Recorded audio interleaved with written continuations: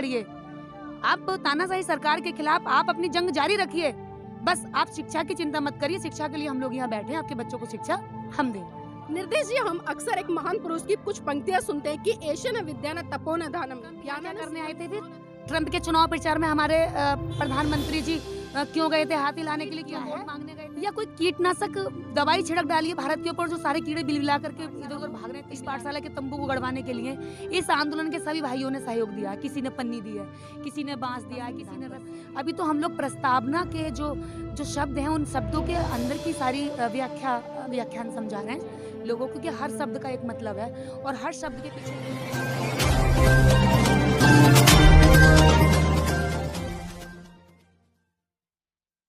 नमस्कार, आज है हम दिल्ली के गाजीपुर बॉर्डर पर और गाजीपुर बॉर्डर पर लगातार जैसा कि पूरा देश देख रहा है कि यहाँ पर जो किसान आंदोलन है काफ़ी मजबूती के साथ में डटा हुआ है। आप देख पा रहे होंगे कि यहाँ पर हर राज्य के लोग आ रहे हैं, हर भाषा, हर क्षेत्र, हर जाति से संबंध रखने वाले लोग भी आ रहे हैं। और हम आपको दिखाना चाहेंगे कि यहाँ पर माता सावित्रीबाई फूले पाठशाला चल रही है और किसान आंदोलन में एक पाठशाला चलती है तो उसका एक अपना ही महत्व होता है, क्योंकि हम देखते हैं कि आंदोलन में आने वाले बहुत सारे लोग हैं और वो लगातार 2 महीने से यहाँ पर डटे हुए, उनके साथ में बहुत सारे बच्चे भी आते हैं। तो यहाँ पर हम आपको लेकर चलना चाहेंगे और जानना चाहेंगे कि किसान आंदोलन में माता सावित्रीबाई फूले पाठशाला का क्या उद्देश्य है। तो आप देख सकते हैं कि यहाँ पर बहुत सारे साथी बैठे हैं और जिस तरह से यहाँ पर कुछ गीतों के माध्यम से गुनगुना भी रहे हैं, तो इन्हीं से जानना चाहेंगे। तो आप सुन सकते हैं कि यहाँ पर जो 48 में फूले ने आगाज किया, सावित्रीबाई फूले ने हर नारी को आवाज दिया। 1848 में फूले ने आगाज किया, सावित्रीबाई फूले ने हर नारी को आवाज दिया। घर घर जाकर हर नारी को, घर घर जाकर हर नारी को दिया किताबी ज्ञान। बाबा का पैगाम ये है, फूले का पैगाम। बाबा का पैगाम ये है, फूले का पैगाम। बाबा का पैगाम ये है, फूले का पैगाम। जैसा कि मैंने आपको अभी परिचित कराया था कि यहाँ पर माता सावित्रीबाई फूले जो महासभा है उसके तहत एक पाठशाला चल रही है और किसी भी आंदोलन में अक्सर ये चीज़ें बहुत कम देखने को मिलती हैं। जब पाठशाला का नाम आते ही अपने आप में जुड़ जाता है शिक्षा, जिसकी बात बाबा साहब करते थे कि शिक्षा शेरनी का वह दूध है जिसको जो पिएगा वो उतना ही दहाड़ेगा। तो हमारे साथ में यहाँ पर निर्देश जी, उनसे जानना चाहेंगे। निर्देश जी, जो माता सावित्रीबाई फूले जो पाठशाला आप यहाँ पर सुचारू रूप से चला रही है, तो इसके पीछे उद्देश्य क्या है? जैसे आपने अभी कहा, पहले तो मैं आपके चैनल का धन्यवाद करूंगी, एनबी चैनल और बहन नीलम गौतम जी आपका, कि आप आई हैं। आपका और आपकी टीम का स्वागत है। जैसे पाठशाला आपने खुद अभी डिफाइन किया, जैसे ही पाठशाला का नाम आता है तो उससे इंडिकेट होता है कि शिक्षा की बात हो रही है, शिक्षा चल रही है। ये पूरे आंदोलन की एक महत्वपूर्ण जगह है जहाँ पर शिक्षा की बात की जा रही है, जहाँ पर शिक्षा का प्रचार हो रहा है, जहाँ पर शिक्षा से संबंधित बच्चों को, बड़ों को, बुजुर्गों को, महिलाओं को जो है ज्ञान दिया जा रहा है। कहा जा रहा है कि आप लोग भले ही लड़ रहे हैं, आंदोलन में आप आए हुए हैं, लेकिन आपके बच्चों की शिक्षा हम लोग खराब या पीछे नहीं रहने देंगे। उस शिक्षा के लिए हम लोग यहाँ तैयार बैठे हैं। आप लड़ाई लड़िए, आप तानाशाही सरकार के खिलाफ आप अपनी जंग जारी रखिए। बस आप शिक्षा की चिंता मत करिए, शिक्षा के लिए हम लोग यहाँ बैठे हैं, आपके बच्चों को शिक्षा हम दें। निर्देश जी, हम अक्सर एक महान पुरुष की कुछ पंक्तियां सुनते हैं कि एशन विद्या न तपो न दानम, ज्ञान न शीलम, गुणो न धर्मम, ते मृत्यु लोके भूवि भारभूता मनुष्य रूपेण मृगास चरंती। अर्थात आज जिस व्यक्ति के पास शिक्षा नहीं है, जो दान नहीं करते, जो तप नहीं करते, जिनका चाल चलन अच्छा नहीं है, वो इस पृथ्वी पर मनुष्य के रूप में पशुओं की भांति घूमते हैं। तो आज जो एक शिक्षा का दान आप यहाँ पर कर रही हैं, किस तरह से कर रही हैं और ये मोटिवेशन आपको कहाँ से मिला? देखिए, मोटिवेशन तो हम लोगों को, हमें प्रेरणा पहले से ही माता सावित्रीबाई फूले, डॉक्टर BR अम्बेडकर, इन लोगों से मिलती रही है। और जो आइडिया है वो हमारी बहुत बड़ी टीम का है और इसके पीछे मैं अकेली नहीं हूँ, बहुत बड़ी टीम खड़ी है जो शायद दृश्य अदृश्य रूप से इसको चलाती है, तैयार करती है और पीछे से आइडियाज़ देती है। हम लोग ज़मीन पर उसको इम्प्लीमेंट करते हैं। तो जो हम लोग अभी काम कर रहे हैं मुख्य रूप से हमारे बीच में यहाँ संचालक जो कर रहे हैं इस पाठशाला का, मैं तो लगातार मीडिया के साथ भाइयों के साथ यहाँ बिजी बहुत रहती हूँ, लेकिन संचालन जो कर रहे हैं हमारे देव कुमार भाई इसको देख रहे हैं और क्रांति जी यहाँ पर रहती हैं इसकी देखभाल के लिए। बहुत बड़ी टीम यहाँ पर है, रोहित कुमार हैं, एक राधा भारती जी हैं। तो ये पूरी टीम का ही आइडिया था और पूरी टीम ने ही इसको ज़मीनी हकीकत देने के लिए यहाँ पर मेहनत की है। ये सब बनाने में बड़ी मेहनत की है और खुशी की बात यह है कि यहाँ के जो लोग हैं हमारे सिख समाज के भाई, यहाँ पर और भी कम्युनिटी के लोग हैं, सबने इस टेंट को खड़ा करने में कहा कि एक एक बम्बू गाड़ेंगे तो पाठशाला तैयार हो जाएगी, आप चिंता क्यों कर रही हैं, हम पाठशाला को बनाएंगे। क्योंकि हवा और तूफान आ गया था, परसों पाठशाला गिर गई थी, ये टेंट हमारा गिर गया था, लेकिन यहाँ के सारे भाइयों ने कहा कि बहन हिम्मत ना हारो, कि भैया बिल्कुल हिम्मत ना हारो, हम सब लोग जब एक एक बम्बू लेकर खड़े हो जाएंगे तो तंबू तो खड़ा होने में 5 मिनट लगेंगे। और वैसे ही हुआ, दोपहर तक जो है फिर से पाठशाला खड़ी हो गई और हम लोग आज यहाँ फिर से बैठे हुए हैं। जी, आपके हौसलों में अगर उमंग है और ऊंचाइयों को छूने का एक जज्बा है तो कोई भी आपको किसी भी तरह की ताकत या बाधाएं नहीं रोक सकती। निर्देश जी, जिस तरह की पाठशाला आप चला रही है तो मैं जानना चाहूंगी आप इसमें स्कूली शिक्षा का ज्ञान दे रही है या कुछ अन्य शिक्षा है या जो लोगों को जागरूक करने का काम किया जा रहा है? देखिए, जो बच्चे किसान आंदोलन में आए हुए बच्चे हैं उनको तो हम जो स्कूली शिक्षा दे रहे हैं, क्योंकि वो बच्चों के पास किताबें हैं, उनके हमें पता है स्टैंडर्ड कौन कौन लेवल का बच्चा है, उसके हिसाब से हम उसको पढ़ा रहे हैं। और रही बात इसके बाद, तो हम लोगों ने ये पाठशाला में संविधान पाठशाला भी खोली हुई है। हम लोग संविधान की जानकारी देते हैं, जैसे कि बोर्ड पर लिखा है, संविधान की प्रस्तावना लिखी हुई है।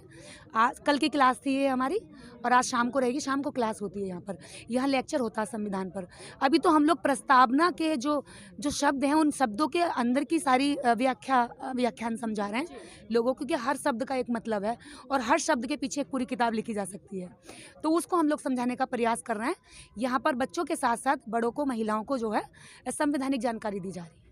आपने संविधान की बात करी और संविधान इस देश के जो एक मैं कहूंगी कि महान विभूति डॉक्टर भीमराव अंबेडकर जी के द्वारा लिखा गया है और उस संविधान को लिखने के लिए उन्होंने जितना समर्पण, त्याग, बलिदान किया है वो हर व्यक्ति को पता है। लेकिन हम क्या बात है कि आज आंदोलन, जो किसान आंदोलन चल रहा है, उसमें डॉक्टर भीमराव अंबेडकर के नाम से बहुत सारे लोग हैं जिनसे हम बात करते हैं तो कतराते नजर आते हैं। देखिए, कतराने का कारण यही है कि लोग जागरूक नहीं हैं, बाबा साहब अम्बेडकर के बारे में जानते नहीं हैं। और हमने जो ये पाठशाला का आयोजन किया है वो इसी उद्देश्य से किया है कि सही चीज़ों को लोग जानें, सही महापुरुषों की पहचान करें। ये बहुसंख्यक लोग यहाँ पर आए हुए हैं और पूरे देश का मुद्दा है। तो यहाँ पर जितने भी लोग हैं ये सारे केवल एक ही विचारधारा के लोग नहीं हैं। यहाँ पूरे भारतवर्ष का आप देखेंगे कि हर कदम पर हर तीसरे आदमी की विचारधारा अलग मिलेगी। तो उन लोगों के बीच में सही चीज़ ले जाने का हम काम कर रहे हैं। पाठशाला खुल चुकी है, यहाँ से शुरुआत हो गई है। हो सकता है कि आने वाले टाइम में आपको लगेगा कि यहाँ पर बाबा साहब अम्बेडकर और सारे महापुरुषों की तस्वीरें आपको यहाँ देखने मिलेंगी और सब जगह मिलेंगी। मंच पर संविधान की जो है फ़ोटो नहीं थी, तस्वीर नहीं थी, सबकी तस्वीरें थी। अब संविधान की तस्वीर पहुँच चुकी है। कुछ हमारे जो अम्बेडकर राइट लोग हैं, भारत के अंदर जो मानवता को मानने वाले लोग हैं, उन लोगों ने, प्रदीप अशोक जी हैं, कुछ मेरठ के लोग हैं, शायद मुझे नाम ध्यान नहीं आ रहा है अभी, 4-5 लोगों ने आकर के, और पूरी कम से कम 100-150 लोगों ने आकर के पूरी टीम ने यहाँ दिया है। उनको साधुवाद ज्ञापित करूँगी। और कुछ लोगों ने जो है बाबा साहब अम्बेडकर की फ़ोटो भी भेंट की है और राकेश टिकैत जी ने उसको बड़े सम्मान से सीने से लगाया है और उसको एक्सेप्ट किया है। तो ऐसी बात नहीं है, जिन लोगों को पता नहीं है उनको हम दूर से बुरा नहीं कह सकते, क्योंकि उनको पता नहीं है। जब हमें नहीं पता था तब हम भी इसी आइडियोलॉजी को समझते थे, हम भी नहीं जानते थे। केवल इतना पता था कि संविधान सभा समिति के वो केवल एक सदस्य थे, अध्यक्ष की भी इतनी जानकारी नहीं थी कि इतनी मेहनत की थी। जिस बंदे ने 2 साल 18 महीने 11 दिन पूरा रात जग कर इतने बड़े संविधान को जो है रूपरेखा तैयार की और भारत को सौंप दिया, तो हमें भी जानकारी नहीं थी। तो हमें भी कोई पूछता तो हम भी क्या बता पाते या उनकी तस्वीर कैसे लगाते। निर्देश जी, आपने जो पाठशाला शुरू की है, मैं ये जानना चाहूँगी और खासकर हमारे दर्शक भी जानना चाहेंगे कि आपने इसका नाम माता सावित्रीबाई फुले ही क्यों रखा? देखिए, देश की प्रथम महिला शिक्षिका रही हैं, ये तो गर्व की बात होनी चाहिए। और माता सावित्रीबाई फुले ही क्यों रखा, इस सवाल का जो जवाब वो ये है कि शिक्षा की देवी माता सावित्रीबाई फुले है। तो सर्वप्रथम हमारे लिए वो शिक्षा का जब भी बात आएगी और फिर एक महिला अगर शिक्षा की बात करेगी तो, और मेरे जैसी महिला जिसने पढ़ा हो, सच और गलत को पढ़ लिया हो, तो वो किसका नाम लेगी? जाहिर सी बात है। माता सावित्रीबाई फुले हैं, उनके संघर्ष, समर्पण, बलिदान को हम अच्छी तरह से जानते हैं, लेकिन मैं जानना चाहूँगी और खासकर जो हमारे दर्शक हैं वो भी जानना चाहेंगे कि ऐसी क्या महत्वपूर्ण उस समय परिस्थितियाँ रहती या विपरीत परिस्थितियाँ थी जिस समय एक बहुजन समाज की महिला निकल कर आती है और जो एक शिक्षा की अलग जगाती है, वो अलग जो एक ब्राह्मणवादी व्यवस्था से लोहा लेने का काम करती है। इस पर क्या कहना है? देखिए उस वक्त जो हम कहेंगे ना मनुवादी ब्राह्मणी विचारधारा इतनी हावी थी देश के अंदर के इससे बाहर निकल पाना, पितृसत्तात्मक सोच जिसको हम कहते हैं, पैट्रार्की सिस्टम, उसके अंदर महिला इतनी बुरी तरीके से पीसी हुई थी कि दलन की हुई थी, उसको होश ही नहीं था कि इसके ऊपर भी उठा जा सकता है। सावित्रीबाई फुले के पास ही विचारधारा नहीं आती कि मैं इन खोखली परंपराओं से लड़ूं, इनके ऊपर उठ करके स्कूल की ओर जाऊं या स्कूल की ओर महिलाओं को ले जाऊं। उनको अगर ये विचारधारा मिली तो ये भी एक पुरुष की देन है, और वो पुरुष उनके पति ज्योतिबा फूले हैं। तो उनको विचार दिया गया और मजबूती से उनके पति ने साथ दिया। मैं आज सभी पुरुषों से कहना चाहूँगी, देश के समस्त भाइयों से मैं अपील करूँगी कि हर घर में सावित्रीबाई फूले तैयार हो सकती है, यदि आप ज्योतिबा फूले बनने के लिए तैयार हैं तो। बिल्कुल। 21वीं सदी का भारत और बाबा साहब के वो सपने और जिस तरह से इस संविधान को उन्होंने संजोने का काम किया, एक एक अधिकार, मैं खासकर महिलाओं की बात करूंगी, उन्होंने उनके लिए सुनिश्चित किया इस संविधान में। लेकिन आज ऐसी क्या बात है कि 21वीं सदी में होने के बावजूद भी महिलाएं अपने आप को पुरुष के अधीन समझती हैं? देखिए पैट्रियार्की सिस्टम थोड़ी खत्म हो गया है भाई, संवैधानिक अधिकार मिले हैं महिलाओं को, लेकिन वो ज़मीनें कितने हैं अभी ज़मीनें कितने मिले हैं? संपत्ति का अधिकार हम लड़की के घर से ही शुरू कर ले, जहाँ से वो जन्म लेती है वहाँ पर उसको प्रॉपर्टी का राइट्स है। कितनी महिलाएं, कितनी लड़कियां ऐसी हैं जिनको जो है संपत्ति का अधिकार दिया जा रहा है, उनको बराबर का हिस्सा दिया जा रहा है। यदि 4 बहन भाई हैं तो चारों में इक्वल उसको बांटा गया है, नहीं होता है। लड़कियों को केवल दहेज दिया और सोचते हैं कि जल्दी से जल्दी पीछे छुड़ा लें। 17-18 साल की हुई नहीं कि भाई पराए घर का कूड़ा है, इसको जल्दी भेजें और हम छुट्टी पा लें, और उसके बाद वो लड़की पूरी ज़िंदगी प्रताड़ित होती रहती है। उसका पूरी ज़िंदगी उसको यही पता नहीं चलता कि मेरा घर कौन सा था। पिता के घर थी तो कहा गया भी अपने घर जाओगी, यहाँ तो पराया घर का कूड़ा, और 18 साल 19 साल तक यहाँ पर हो। पति के घर जाती है, कोई ज़रा सी दिक्कत हो जाए, कुछ से गलती हो जाए तो कहते हैं तो अपने बाप के घर उठा और सामान निकल ले लेकर यहाँ से, ये तेरे बाप का घर नहीं है।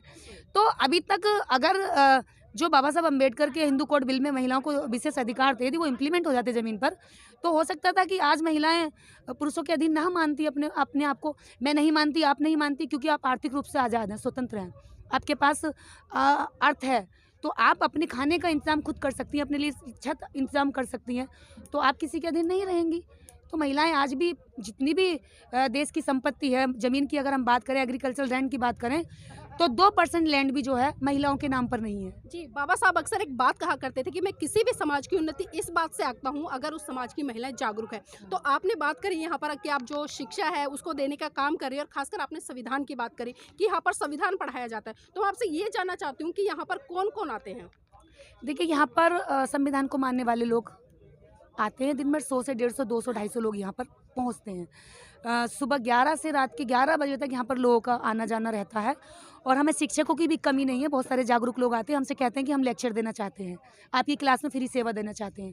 तो लोग इतने खुश हैं कि खुद अपने आप से यहाँ पर हमें टीचरों की मतलब वो हमसे टाइम मांग रहे हैं, हमारे पास टाइम नहीं कि भाई, क्योंकि हमने एक भाई को कल लेक्चर के लिए बोल दिया, उनका लेक्चर होगा आज, प्लीज़ आप होल्ड करें, कल आप दे दीजिएगा। तो यहाँ पर ना तो टीचरों की कमी है, ना यहाँ पढ़ने वालों की। यहाँ पूरा एक गाँव बसा हुआ है, यहाँ से वहाँ तक आप देखें कई किलोमीटर दूर तक।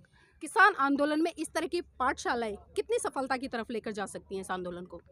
देखिए पहली सफलता तो यही है कि यहाँ पाठशाला के नाम से तंबू गड़ा हुआ है, ठीक है, और इससे बड़ी सफलता ये है कि इस पाठशाला के तंबू को गड़वाने के लिए इस आंदोलन के सभी भाइयों ने सहयोग दिया है। किसी ने पन्नी दी है, किसी ने बांस दिया है, किसी ने रस्सी दी है, किसी ने तिरपाल दिया है। तो ये सबसे बड़ी सफलता है कि इसी आंदोलन के लोगों ने इसको तैयार करवाया है। भले आइडिया हमारा था, लेकिन इसमें सभी का योगदान है, आंदोलन में आए हुए लोगों का। जी, बूंद बूंद करके घड़ा भर जाता है, और जब वो घड़ा बनता है तो वास्तव में उसकी खूबसूरती देखने लायक होती है। तो यहाँ पर हर क्षेत्र, हर भाषा के लोग हैं, और एक तरह से कहे कि एक माला बनाने के लिए उसमें हर तरह के फूलों को संजोया जाता है, तब जाकर एक बहुत सुंदर माला बनती है।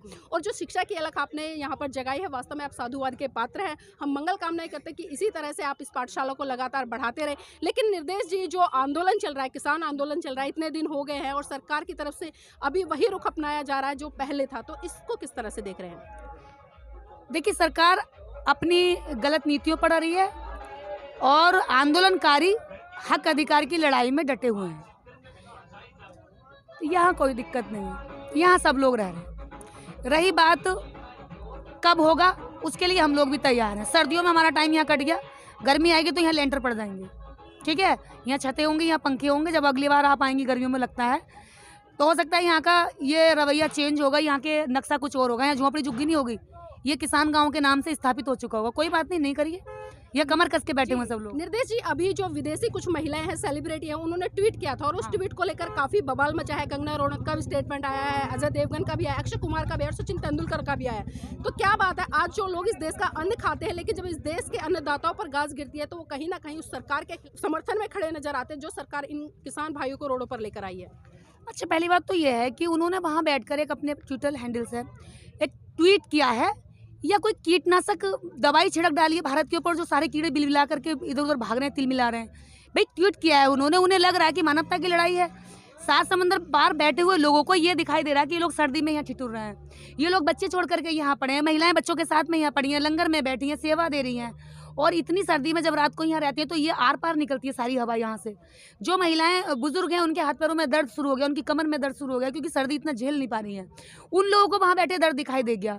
इन लोगों को पिछले 3 महीने से चलने वाला आंदोलन दिखाई नहीं दिया, जो सरदारों के नाम पर भी खूब पैसा बटोरते हैं, फिल्में बना बना करके, जो महिलाओं पर भी फिल्में बना बना करके खूब पैसा बटोरती हैं, जिनका नाम अभी मैं अगर लूँगी तो उनके भक्तों को, उनके भाइयों को बुरा लग जाएगा, ठीक है। वो उस महिला की जो है रेहाना की तस्वीर, इस तरह की अश्लील तस्वीर वायरल कर रही हैं और हैशटैग करके उनको जो है ट्रोल किया जा रहा है। अगर वही तस्वीर किसी और ने कंगना की कर दी होती तो महिला चरित्र हनन का केस लगता, लेकिन इनको जो है सपोर्ट किया जा रहा है, इनको आगे बढ़ाया जा रहा है। इसी बात को जो मोदी भक्त है या आरएसएस के समर्थक है, वो लगातार ये कहने का काम कर रही है, हमारा घरेलू मामला है, कोई अंतर्राष्ट्रीय लोग इसमें हस्तक्षेप ना करे। तो इसको किस तरह से देखते हैं? तो जब ट्रंप यहाँ क्या करने आए थे, फिर ट्रंप के चुनाव प्रचार में हमारे प्रधानमंत्री जी क्यों गए थे, हाथ हिलाने के लिए क्यों वोट मांगने गए थे? और हमारे एबीपी न्यूज़ ने, आज तक चैनल ने अब की बार ट्रंप सरकार करके एक एजेंडा चलाया था, क्यों प्रचार कर रहे थे वो? यदि विदेश का मामला था तो आप वहाँ पर क्यों गए? आपने उनके मुद्दे को यहाँ क्यों चलाया? पाकिस्तान में बिरयानी जल जाती है तो आप अपने देश में क्यों दिखाते हो? पाकिस्तान के अगर सांसद ने इस्तीफा दिया तो आप पूरे दिन इस्तीफा क्यों दिखाते हो? वो उनका आंतरिक मामला आप क्यों दिखाते हैं? मैं बात करना चाहूंगी खासकर मेन मीडिया की, जो कि आजकल मोदी के कहने पर सारा काम करती है। क्या ऐसा प्रलोभन है कि वो लोग, क्योंकि मैंने बात बार बार कर रही हूँ कि वो लोग इसी देश का अन्न खाते हैं, लेकिन जो काम कर रहे हैं वो सिर्फ उन पूंजीपति वर्ग के लिए कर रहे हैं, जो इस देश के बहुत बड़े तबके को गुलाम बनाकर रख रहे हैं।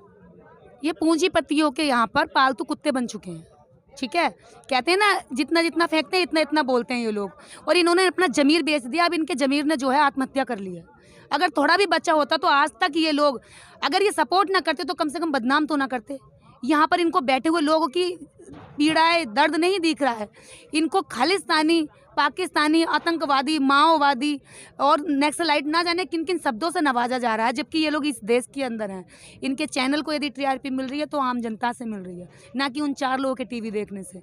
जी, हम तुलसीदास की एक कहावत सुनते हैं लगातार, और लोग उसका बहुत गुणगान भी करते हैं कि ढोल गवार पशु शूद्र और नारी ये सभी ताड़न के अधिकारी। तो आज ऐसी क्या नौबत आ गई सरकार को कि जिस तरह से इन्होंने बैरिकेडिंग की है, सीमेंट की पक्की दीवारें खड़ी कर दी, जिस तरह से एक पालतू, मैं कहूँगी पालतू तो नहीं कह सकती, एक जो उपद्रवी जानवर होता है उसको कंट्रोल करने के लिए किया जाता है, तो क्या आज किसान इतने उपद्रवी हो गए कि उनके लिए इस तरह की व्यवस्था इस सरकार ने की है? बिल्कुल नहीं। इससे ज़्यादा पीसफुल आंदोलन आज तक नहीं हुआ है। 2 महीने तक आप एक दिन भी अगर आंदोलन होता है तो कहीं ना कहीं मारामारी हो जाती है, गोलीबारी हो जाती है, जनता को परेशानी होती है। इस आंदोलन से अभी तक किसी को कोई तकलीफ नहीं हुई है, किसी पर कोई नुकसान नहीं हुआ, जबकि आंदोलन के लोगों ने ही अब तक कम से कम 156-57 लोगों की जो है यहाँ पर शहादत हो चुकी है। इन लोगों ने अपने खोए हैं, किसानों ने अपने खोए हैं, अभी तक किसी आम जनता को परेशानी नहीं दी है। रही बात परेशान करने की, तो सरकार इतना डर रही है कि नाकाबंदी कर रही है, तारबंदी कर रही है। इतनी सुरक्षा के इंतजाम आपके सीमाओं पर नहीं है। चाइना ने आपके देश के अंदर घुस करके एक गांव बसा लिया, आपके वहाँ पर कहीं कीले गुड़ी हुई नहीं है, वहाँ इतनी तारबंदी नहीं है, लेकिन अपने ही देश के लोगों के खिलाफ, अपने ही देश के लोगों को बंद करने के लिए, उनकी आवाज़ को दबाने के लिए, उनकी जो संविधान का आर्टिकल 19 जो है स्वतंत्रता देता है, अभिव्यक्ति की आज़ादी देता है, उसको ख़त्म, उसको दबाने के लिए आप जैमर लगाते हो ताकि यहाँ पर लोग आ ना पाएँ, इसके लिए कीले लगाते हो। और यहाँ जो आ गए उनकी आवाज़ ऊपर ना जाए, इसके लिए आप जैमर लगाते हो, क्योंकि आप डरे हुए हो, आप गलत हो। यदि आप गलत नहीं होते तो आप आकर के सुनते, बात को समझते। जब आपको लग रहा है कि आप किसान के हित में बात कर रहे हैं, किसान के हित में काम कर रहे हैं, तो उस पर आप किसानों की राय लेते, लेकिन आपने ऐसा कुछ नहीं किया। आपने अपनी मनमानी से कानून बनाया, आपने पूंजीपतियों के हिसाब से कानून बनाया। पूंजीपतियों ने बड़े बड़े 500 एकड़ में, शायद हरियाणा में एक कोल्ड स्टोर तैयार भी हो गया है। हाँ, जियो का गेहूँ पैकिंग में आने लगा है। तो आप क्या चाहते हैं कि आम नागरिक बिल्कुल पूरी तरीके से पूंजीपतियों का गुलाम हो जाए? रियासतगिरी जो पहले होती थी वो रियासतगिरी स्थापित हो जाए भारत के अंदर। लोकतंत्र की डेथ चाहते हो आप, मतलब डेमोक्रेसी की डेथ आप कर रहे हो और हम लोग बैठकर देखे रहे हैं। तो अभी देश के अंदर इतना भी बवाल नहीं मचा है कि लोग बिल्कुल चुप बैठकर देखते रहेंगे।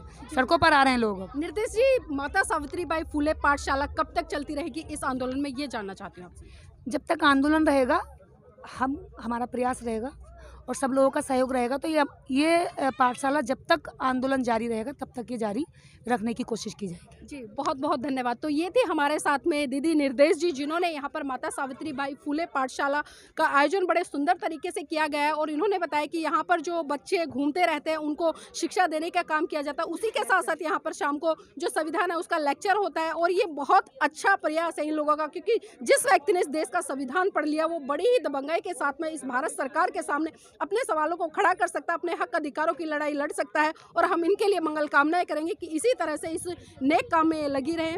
धन्यवाद। अपना चैनल, आपका चैनल, समाज का चैनल, देश का चैनल NB News 24/7 को आप लाइक करें, सब्सक्राइब करें और ज्यादा से ज्यादा इसकी वीडियो को शेयर करें ताकि हर खबर को मैं आप तक आसानी से